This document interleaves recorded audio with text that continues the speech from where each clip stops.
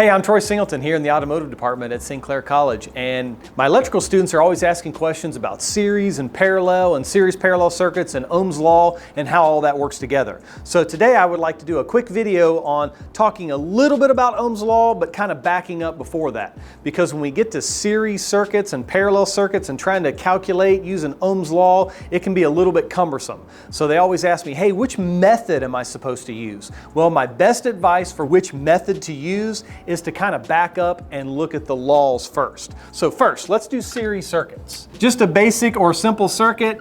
I'll use my symbols here. So this is a symbol for a battery. We'll ground our battery and maybe throw a fuse in there and a switch and maybe one resistor to ground. So we'll close our switch with a 12-volt battery. Now, in order to use Ohm's law, I have to think about not only the properties, but more specifically the laws that relate to this. Now, this being a series circuit, there's only one path to ground. So the electrons, when they leave the battery, they can only have one choice, really not have any choices at all. Okay? So if we look at the laws, what is happening? All right, first of all, amps. If I look at the amps in the circuit, okay, no matter where I measure amperage, it's going to be the same. So if I stick my ammeter right here, we did that in a previous video, okay, as far as measuring amps, no matter where I measure it, it's going to be the same. Because again, the electrons, no matter what's in the circuit, the electrons only have one choice or one path to ground. So when it comes to amps, it's going to be the same. So if you use your ammeter and you measure in the circuit, it's always going to be the same. Okay, so that's amps. What about volts?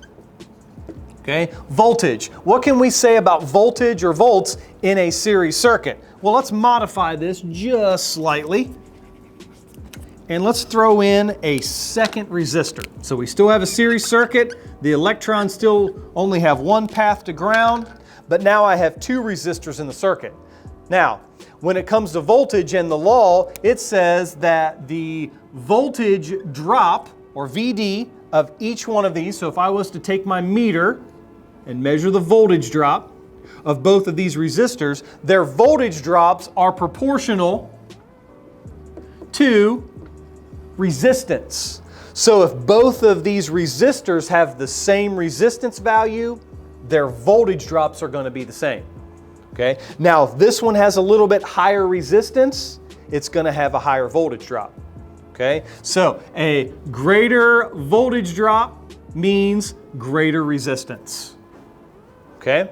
And then when it comes to resistance overall, how do I get the total resistance? This battery has no idea that there's a fuse, a switch, and two resistors.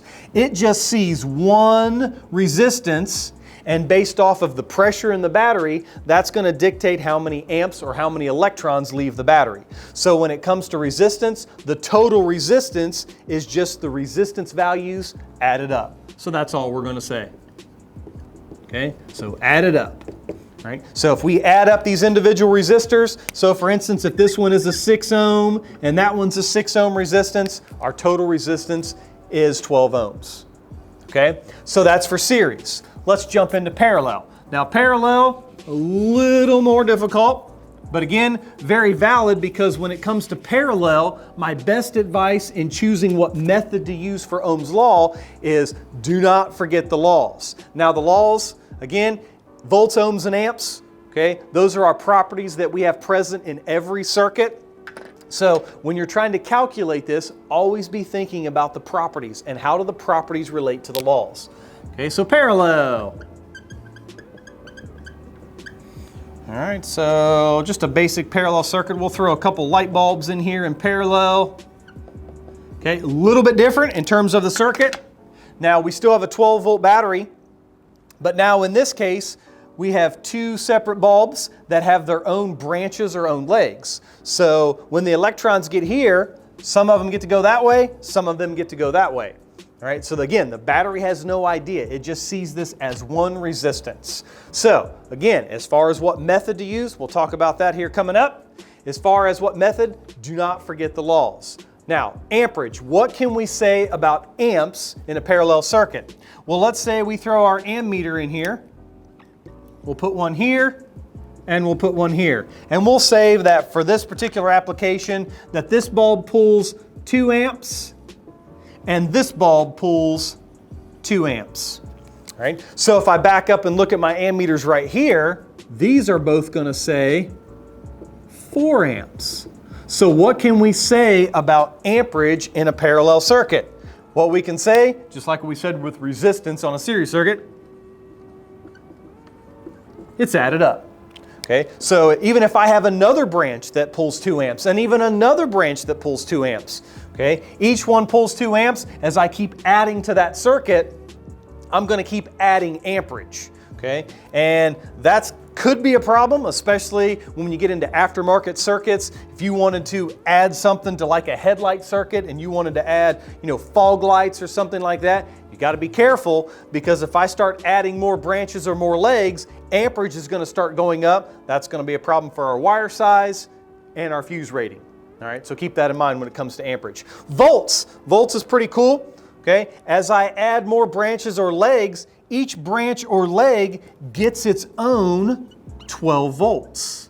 So this branch gets 12 volts, this branch gets 12 volts, and if I added another branch, it gets its own 12 volts. If I add another branch, it gets its own 12 volts. Okay, so what can we say about the voltage law when it comes to parallel circuit? Each leg, we're going to say, gets whatever our source voltage is. Okay, so gets our source voltage. All right, now resistance. This is the one that's a little bit more tricky. The law actually says that the total is less than the smallest leg.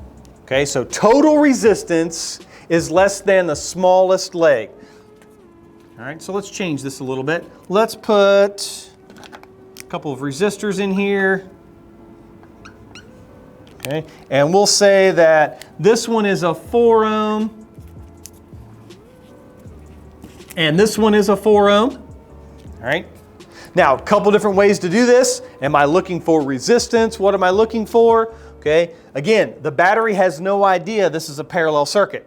So with that being said, not knowing what kind of circuit it is, just seeing one resistance, the battery in this case is only going to see one resistance. So we'll do the calculation a little bit later. I'll show you how to do the calculation, but there's an equation that goes along with this. Again, that's what we're trying to get to.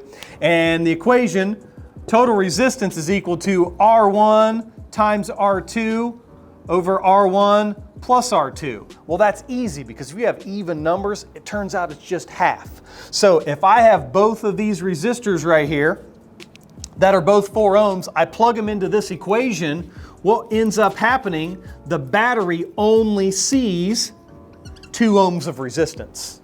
Okay? Is the 2 ohms less than the smallest leg? Yeah, I had 2 4 ohm resistance legs. Okay? But my total is only 2 ohms. All right. So again, do not forget about the laws. And that's my best advice in trying to determine which method to use, especially when solving for parallel. So look forward to our next videos. We'll see you next time.